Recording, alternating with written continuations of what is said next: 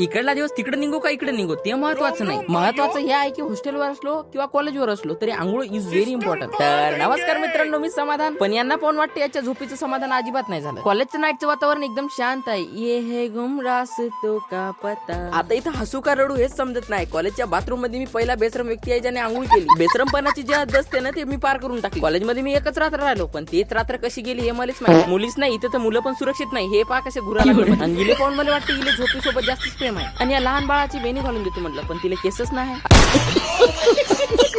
आता आंघोळ वगैरे तर करून आलो, पण आता बारी होती व्हिडिओ एडिट करायची. आपल्या महत्वाच्या काही वस्तू घेऊन मी निघलो खाली, जसं की चादर आणि एक चार्जर. आणि आता तुम्हीच सांगा, जर असं रात्री एकट्या माणसाने पाहिलं तर त्याची फाटून 16-16-32 काऊन नाही होणार. मला एकट्याला जरा जास्तच भीती वाटत होती, म्हणून मी अण्णापाशी आलो आणि अण्णाच्या छत्रछायाखाली मी व्हिडिओ एडिट करायचा प्रयत्न केला. पण स्वतःचा आवाज या भीतीला त्या भीतीला लागून मातपाशी येऊन पडला. व्हिडिओ एडिट करायला गेलो आणि भेटला मला घंटा. आरशातून तुम्हाला सकाळ सकाळी आपले दर्शन द्यावं म्हटलं, पण मिनिमावचं दर्शन तुम्हाला झालं. मांजरीला म्हणलं तुझ्यासोबत एक सेल्फी तरी दे. नाही थांब म्हणे, मी लगेच वॉशरूम म्हणून आलो. अगं मांजर ताई, ते तुझ्यासाठी नाही आहे ग. तेवढ्यात तिने प्रश्न फेकून मला चालल्या भडजी भडजी भडजी. आणि हे सगळं घेऊन मी निघलो होता आमच्या पुण्यात. आणि एवढी सगळी मेहनत कशासाठी घेतली जर तुम्हाला माहित करत असेल तर कमेंट करा.